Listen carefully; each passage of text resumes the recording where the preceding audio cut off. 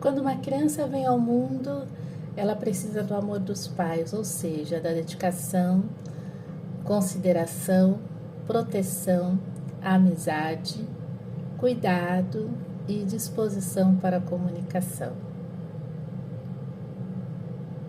Dotado com esses dons para a vida, o corpo guardará as boas lembranças e o adulto conseguirá mais tarde dar o mesmo amor aos próprios filhos. Mas quando tudo isso faltou, fica naquele que um dia foi criança um desejo de satisfação de suas necessidades vitais primeiras que dura a vida toda. Na vida ulterior do útero, esse desejo é transferido para as outras pessoas. Por outro lado, quanto menos amor a criança tiver recebido, quanto mais tiver sido negada e maltratada sob o pretexto de ser educada, mais o adulto vai se afeiçoar a seus pais ou aos substitutos destes, dos quais espera tudo o que os pais deixaram de lhe oferecer no momento crucial. É essa a reação normal do corpo. Ele sabe o que lhe falta. Não consegue esquecer as privações. O buraco existe e espera ser tapado. Gente, eu acho que só esse trecho aqui, acho que você já entendeu tudo. Eu nem preciso explicar, né, gente? Não precisa explicar. Não precisa explicar. Gente, vamos falar assim, é que a gente acha que necessidades básicas são as necessidades fisiológicas somente. Tá? Mas agora está se abrindo a cabeça que as necessidades básicas têm que incluir a socialização. A saúde mental também é importante, a socialização é importante para a saúde mental do indivíduo, mental e emocional. Podemos esquecer, é tudo integrado, né? Não é mente separada. Então, o que acontece? O que eu falo? A mente está no corpo. A mente não está numa nuvem separada de você, ela está no corpo. Por isso que tem terapias como microfisioterapia, acupuntura, reflexologia, que trabalham, é EFT, né? Acho que é EFT, não. EFT, eu acho, né? É aquela de toques, tudo. Então, que trabalham tudo isso? Doin, que é a acupuntura por dedos, né? Que você faz manualmente. Tudo isso pode despertar e pode fazer um mapa de suas emoções armazenadas ali no corpo. Vamos chamar um pouquinho mais fácil aquela tensão. Eu estava trabalhando, eu estava muito preocupada, deu uma tensão aqui no pescoço. Claro, você ficou numa má postura, mas estava aquela tensão, aquela coisa que é mais fácil da gente entender. Então, onde ficou tensionado ali no corpo, onde a gente tem uma fragilidade que fica tensionada no corpo, não é? Então, o que acontece? Sim, a necessidade básica que tem que dar uma escola, tem que vestir, tem que dar alimentação, né? Tem que proteger de certa forma, mas a criança não é um bibelô, é um ser vivo. A gente pega um filhotinho e coloca na caixa, ver se ele quer ficar. Nenhum. Só se estiver doente, só se às vezes está traumatizado, porque tem filhote que é traumatizado. Não é, gente? Os bichinhos também sofrem, né? Então, aí o que acontece? Eles têm um nível de consciência deles, né? Então, ele quer ver, ele quer falar, ele quer latir, ele quer sair daquela caixa, ele quer explorar o mundo, né? Ele quer ficar perto de você. Essa é a nossa natureza. Essa é a nossa natureza. A nossa natureza de toque, de aproximação, de sentir o calor do outro, sentir o coração do outro. Porque a nossa natureza, desde que estamos dentro do útero, é essa. De se sentir acolhido, sentir parte de algo, não é? E isso, quando é rompido de uma forma... Gente, às vezes a criança está com um problema, vai para o incubador, ao invés de ir para os braços da mãe, tem que se alimentar de forma diferente do que amamentar, os pais têm que trabalhar, todo esse processo. Gente, eu acho que assim, isso é bem polêmico mesmo, tá? Tudo. Mas, gente, a gente tem que entender que o mercado de trabalho, ele ainda segue o modelo da primeira revolução industrial, onde que a maioria eram homens, era coisas de fábricas, coisas pesadas. Depois as mulheres começaram a perder seus maridos nas guerras inventadas. Fecha parênteses, tal. E aí elas tiveram que ir para o mercado de trabalho para sustentar suas famílias. E aí que vieram os fast food, porque os fast foods eles criaram o quê? Aonde não há uma mulher, uma mãe, uma matriarca para fazer as refeições da sua casa, a gente cola no lugar dela.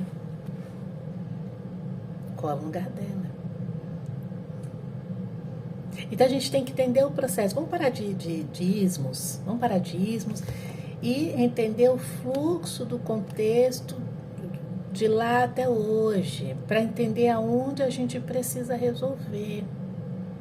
Uma criança, ela é 100%, infelizmente, né? A nossa infância, ela é uma das mais prolongadas, a nossa infância. Entende? Ela é longa, vai mais de uma década. Não, 10, 11, né? Que aí 11, 12 anos já entra, né? na pré-adolescência e tal. Mas ela é longa se for ver outros bichinhos.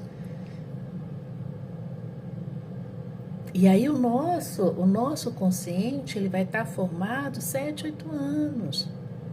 Que 7, 8 anos é uma idade muito importante. Porque aí vai ser aquele marcador do que se passou. Porque do 0 ao 7 é pura inconsciência, criança. Ela não tem filtro. O inconsciente nosso não tem filtro. Então vai tomar como verdade.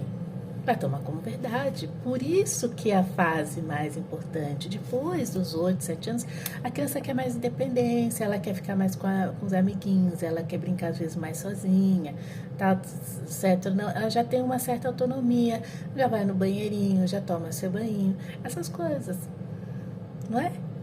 Mas voltando às necessidades básicas, não, já dei comida, já vesti, já mandei para a escola, sim. Isso é o básico, isso não pode faltar, infelizmente falta.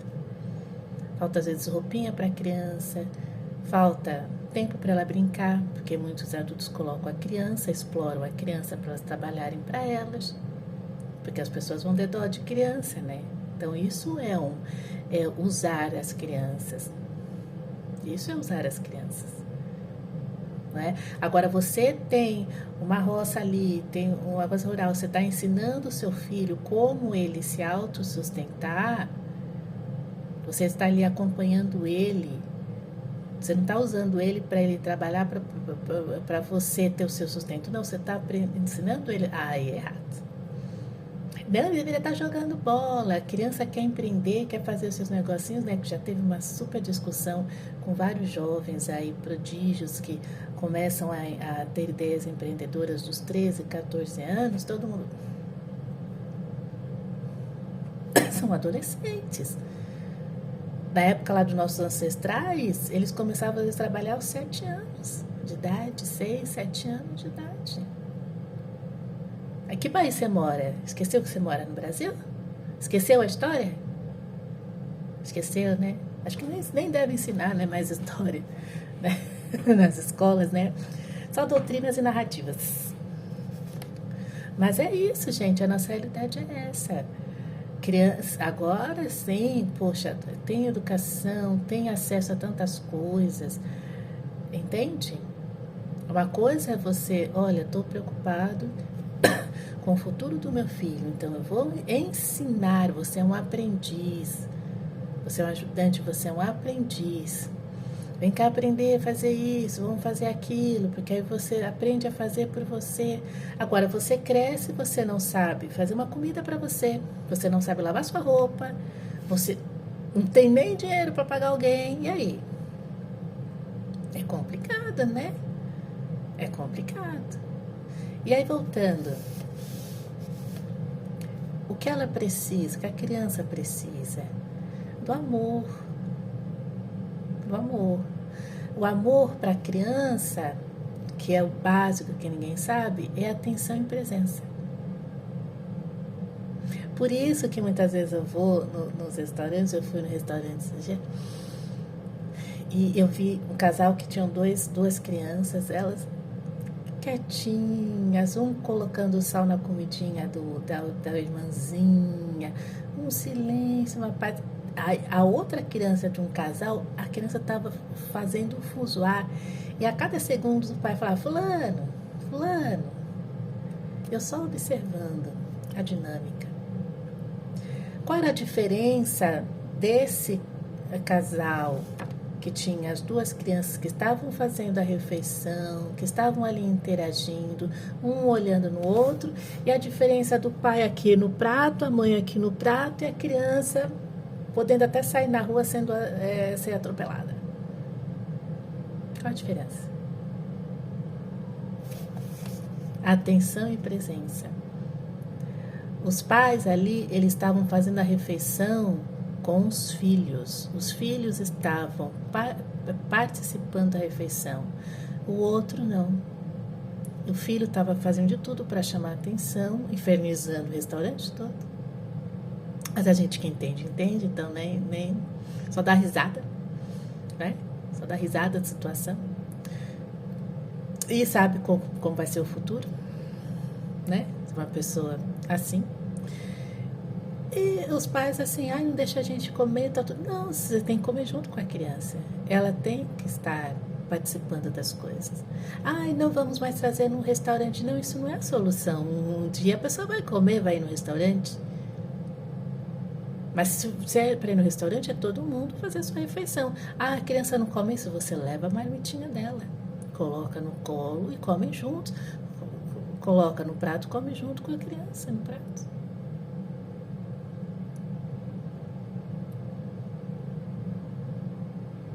Criança pequena, ainda mais, como come menos, sempre tem desconto. É só você conversar. Se o problema é dinheiro, né?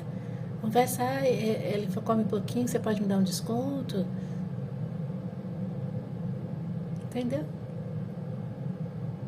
Para vocês verem que as crianças, elas precisam sentir parte. Aí você chama de THA, TDAH, de autismo. Não, é falta de amor mesmo, é falta de atenção e presença sua, porque você tá com uma criança 100% dependente de você e você quer ter a sua intimidade com o seu prato? Impossível.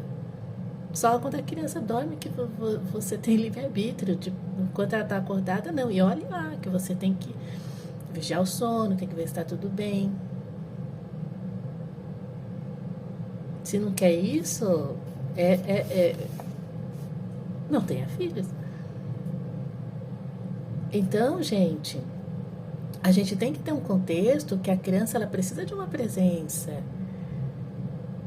Então, os pais, eles precisam ver, poxa, a gente tem que trabalhar tudo, mas precisa cuidar dessa presença. Então, vocês têm que ajustar a rotina de vocês, pelo menos até uns 8 anos. Agora, amamentou um mês, já tira do peito e já vai correr as principais horas do dia, já tá, aí depois a criança não dorme, por quê? Porque quando tem alguém em casa, quando tá de noite, aí ela não vai dormir mesmo, vai aproveitar a presença. Você tá entendendo o processo? Você vai ter que planejar. Porque aí você vai reduzir 50% pelo menos de muita angústia dessa criança que vai crescer. Entendeu?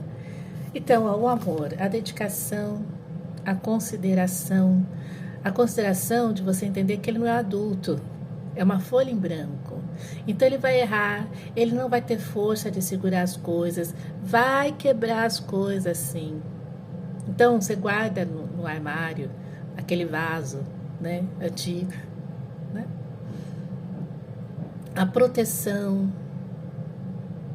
Gente, são nas mínimas coisas. Claro que a gente não vai conseguir evitar tudo, porque é a criança que sente aquilo, é a percepção da criança, né? É o consciente dela que vai levar as coisas da forma que ela entender, né? Desculpem o barulho, né? Infelizmente, ser humano não consegue ter paz, né? Viver em silêncio, em paz, tá? Mas a gente continua aqui, tá bom? A criança, muitas vezes ela sente-se desprotegida porque ela está sentindo algo ruim ali, você não consegue interpretar. E nem é desproteção, não é? Às vezes você ignora alguma coisa e entender que, é tudo birra. A criança vai fazer birra porque é a forma dela chamar atenção. Se ela está fazendo birra, é para chamar atenção. O que será isso? Qual que é a raiz disso? Chora, ela está sentindo alguma coisa. Só que ela não consegue expressar. Aí ela aprende que chorando, alguém vem e tenta resolver. Compreende? Aí a gente vai vendo que, gente, a gente chora mesmo porque tem uma emoção ali. Não é algo, que não existe. Você está assistindo um dorama, uma coisa. Poxa, essa situação traz uma emoção e você transborda aquilo. Não é algo, não existe, não é nada. Isso não é nada, né? A amizade. Gente, tem muita essa discussão, né? Autoridade, tal, tudo. Sim, os pais já são uma autoridade porque eles vieram antes, tá? Então isso é intrínseco. E isso que a gente tem que entender também num processo de ressignificação, de infâncias traumatizantes, etc. Mas, saber assim que, eu posso confiar. A amizade é alguém que eu possa ser eu posso confiar. Agora a gente doutrina a criança a ser um robô comportável. Não deixa ela ser o que ela é de verdade. Deixar ela se expressar. Porque, pessoalmente, a criança é criativa, porque ela está observando o mundo. E a gente deixa assim só no prezinho, né? A parte da criatividade. Depois é só decoreba. E aí, quando a gente vê que quem faz a diferença no mundo são as pessoas que ficam diferentes, que pensam diferente, que criam coisas diferentes. Compreenderam?